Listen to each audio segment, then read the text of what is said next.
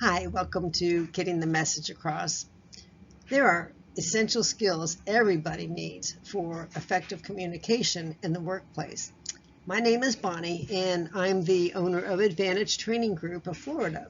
And I provide online and self-paced courses that help people to develop their professional skills. And I'm very excited to introduce to you today our communication course called Getting the Message Across.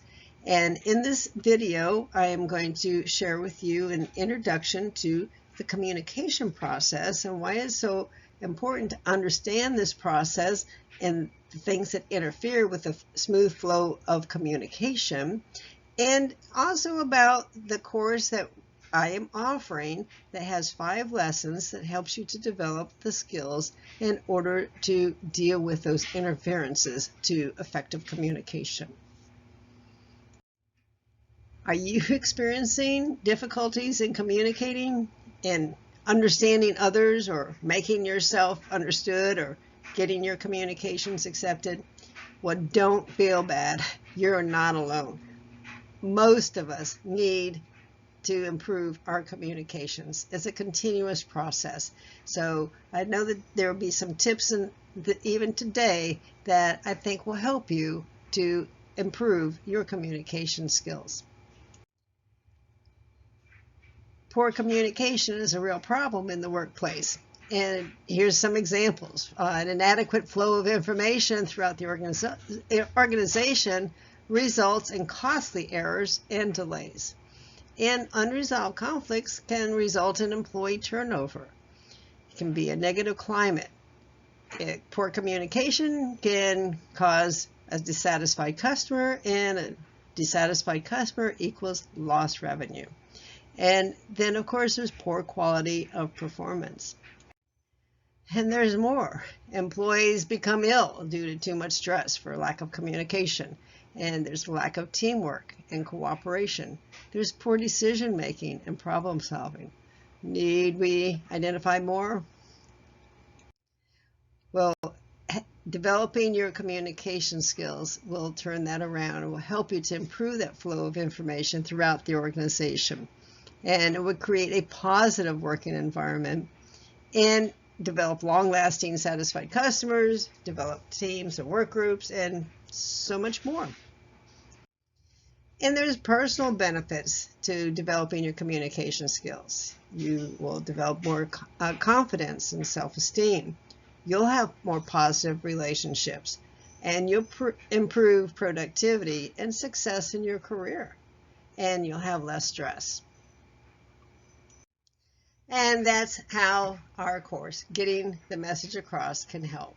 Again, this is our online self-paced class that will give you the skills in 5 different lessons that will improve your communication skills so that you will be more effective in the workplace. But before I do give you an overview of the course, what I'd like to do is share with you some other information. The first thing that I want to do is show you a skill on how to introduce yourself to others. And then we're going to look at the elements of the communication process and identify where the interferences are to that effective flow of communication. And in that way, you will be able to get a better picture of what are your strengths and your weaknesses. And then I'll share with you more information on the 5 lessons that will help you to develop the skills to become a more effective communicator. So part 1 is all about introductions.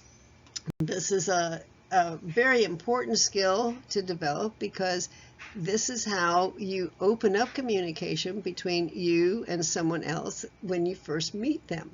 And you want to be able to share some information about it. It's all part of creating that good first impression. So what do you say to people that you meet and they ask you, what do you do? I responded once by saying, I'm a teacher. It's true. But what did they respond back? Oh, really? Well, my wife's a kindergarten teacher too. And of course, I chuckle because I've never taught kindergarten. And of course, I did go back and explain to them that I do corporate training and that I teach college. So the idea, though, is to describe yourself in action. Give people some information about you, what you do, that it will help to continue the conversation, and that they'll have an idea of what you're all about. So this is me. Oh, I have my own business, Advantage Training Group, and what I do is I provide online self-paced courses such as stress management, time management, and communication skills, and several other different courses. And this helps professionals and entrepreneurs to develop their interpersonal and self-management skills. And that's about 30 seconds, right? And that's why this is called the 30-second response, or the elevator speech. The idea is that if you met somebody on the first floor of the elevator, by the time you got to the fourth floor, that's only about 30 seconds. What do you have to say to them if you're introducing yourself? And again, what you do is you describe yourself in action and share something that may be of interest to you. So here's the first activity that I want you to complete, is to write out your 30-second elevator speech. And please send that back to me. I'd love to know a little bit more about you. And now for part 2, the communication process. The communication process is also known as the sender-receiver model. It takes the sender to encode the information, the message that they want to send. They choose a medium of exchange. How are you going to send it? Is it going to be verbal? Is it going to be audio? Is it going to be written? Is it going to be over the computer? All kinds of different choices that you have to get the message to your receiver. And then the receiver gets the message, hopefully, and then decodes it and responds back with some feedback. Sounds simple, right? Unfortunately, it doesn't happen to go smoothly all the time. So what interferes? Well, first of all, poor word choices. And then there's body language. And then it's important to understand about perceptions and attitudes and how this can interfere with effective communication. And the emotions are a big interference. The medium of exchange. Again, I gave you an example of how you might choose the wrong medium of exchange. And then poor listening skills. So again, it's important that you look at these things and think about what can you do to improve them. So let's do some activities and see how this works. In face-to-face communication, where does the meaning come from? Does it come more from body language, or from voice tone, or from the words that you say? Here's a couple activities to help you to analyze this. Here are 6 stick figures. And what I want you to do, and you can pause the video at this point if you need to jot this down, but see how well you can match these stick figures to the emotions that are listed on the right.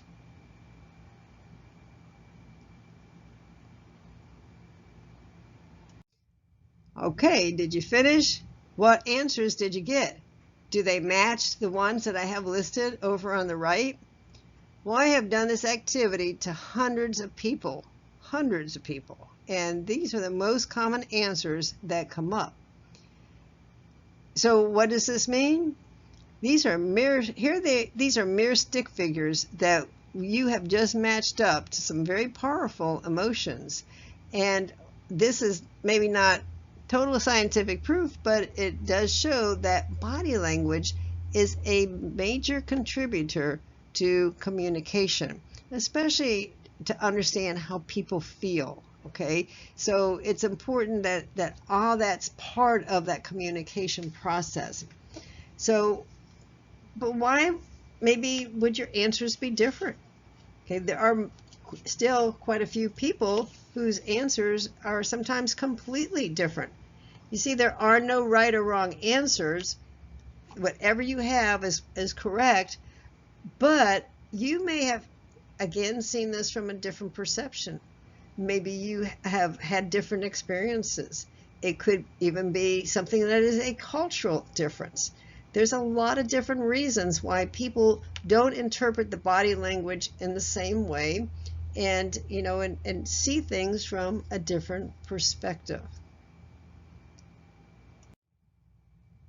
Let's do another activity. How many ways can you say the following sentence? Let me do this for you.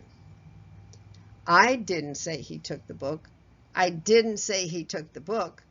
I didn't say he took the book. I didn't say he took the book. I didn't say he took the book. I didn't say he took the book.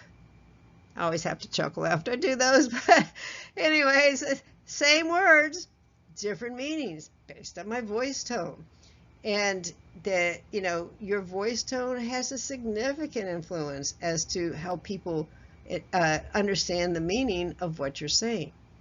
And of course, that also brings up the question, well, what about if it's just written? How would they be responding to this sentence? Okay, so there's a lot of things about voice tone, or the lack of nonverbals and voice tone in communication that affects that flow, and you have to be able to know how to deal with each and every one of those elements. So let's get back to our question. In face-to-face communication, where does meaning come from? Well, the studies that have been done have found that body language is approximately 55% of the message. Voice tone is 38% of the message. Words are 7% of the message, of the meaning, that is, of when you're in face-to-face communication. Please don't misunderstand this. It's not that my words are not important. It's just that you will only hear what I'm saying if I haven't blocked you with my body language and my voice tone. We will be spending a whole lesson learning about how do you choose your words and how do you say things, because again, it is important that you say things the right way and that you choose the right words to get your meaning across. But especially in face-to-face, you have to be aware of the nonverbals. And again, you have to be aware of what happens when there is no nonverbals. The second part of that communication process is the medium of exchange. And here's the questions that I want you to think about. When you are choosing how to reach your receiver, whether it's a coworker or a customer or a vendor, whoever it is, who are you trying to communicate with? What is their preferred method? There's lots of different reasons for doing face-to-face, and how do you write the emails, and how do you leave voicemails, and a lot of different things involved in the different mediums of exchange. And of course, today's social media is, again, it's just applying some of the same basic principles to how do you promote your business and how do you communicate on social media. And the third part, of course, is the receiver. And this is important because, well, as the sender, we need to know that in order to get our receiver to hear what we're saying, they have to be motivated to listen. And people are motivated by their own interests and benefits. So that helps us to direct how we're communicating to them. And it's also important as the receiver to learn how to focus. That sometimes we have so many things going on in our thought process and we only hear part of what's being said. And so there really are some techniques that you can use in order to maintain your focus to really hear the whole message. So as we went through that communication process and it talked about each one of the components, did you see your strengths and weaknesses in there? Well, here's another little assessment that you can take. Do you communicate effectively? And this covers questions that will help you to recognize whether or not you are, first of all, aware of the skill or how well you apply the skill. So it's a short little assessment, but it will give you a little bit of an idea of how you are currently doing. And this is why I've developed this course, Getting the Message Across, because this will give you 5 lessons to improve your skills in communicating better with others so that you will understand others and that you'll make yourself understood and you'll get your communications accepted. More specifically, here's what you'll learn in that course. In the first lesson, the skill that you'll learn is understanding yourself and others. And this involves how attitudes and perceptions are formed and what you can do to manage attitudes and perceptions of yourself and of others. And a main thing is personality differences, why we do what we do, why there's a communication gap between certain personalities, and what can we do to bridge those differences. And then lesson number 2 focuses on the skill of nonverbal communication. We'll cover both the body language and the voice tone. And lesson 3 focuses on the listening skills. And this is, again, how to focus and being an active listener by using questions and to summarize things back to people. And then lesson number 4 focuses on the skill of how to say it, that there are some assertive word choices, and I will introduce you to several scripts that you can use when you're trying to plan out what you're going to say or how you're going to say it. And then lesson 5 focuses us on difficult situations. What about conflict resolution? What about collaboration? And how do you deal with difficult people?